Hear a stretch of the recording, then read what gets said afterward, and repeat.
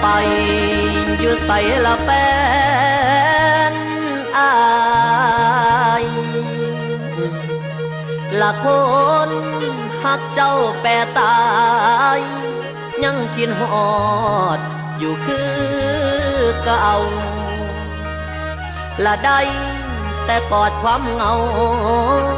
ยามขาดเจ้าอยู่ไกลบอกใจไว้ว่าให้ทน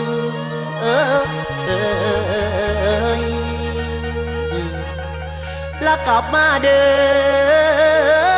ออายเอิ้นเธอใส่หม้อหนึ่งในมือหนึ่งน้อหลายหนลอยเป็นมนไปดนใจเจ้าอยู่ใส่ให้คืนบ้าน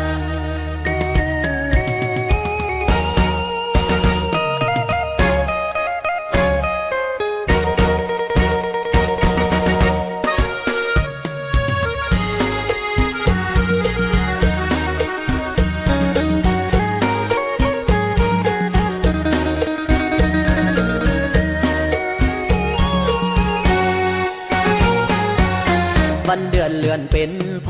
ศเธอทิ้งให้รอแล้วก็ไม่กลับมา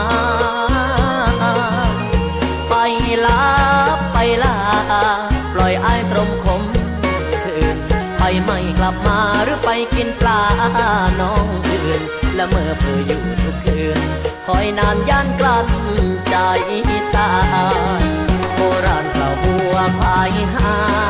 ยเคล็ดลับบอกไว้ให้เอิ้นหาทางหม้อหนึ่งยามท้อขอเป็นที่พึ่งเอิ้นใส่หม้อหนึ่งเพื่อรอปา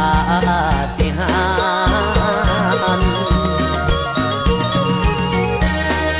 สาวไกลบ้านและคนโดนนานไปพร้อมผ้าป่ายังบ่เห็นผู้หน้ามาหาอายผู้คอยไปเมียจ่อยผ่านไปยันลงตุ่มเอาสังคมไปลงหลุมใช้ใดอยู่ใส่นอเจ้าไอ้คนเงาได้นอนเมื่อไกลหน้าคนบ่เคยสบตาก็ยังท่าเจ้าอยู่น้ำตากูใส่แก้มสะเทือนเข้าใส่ใจรักและห่วงใย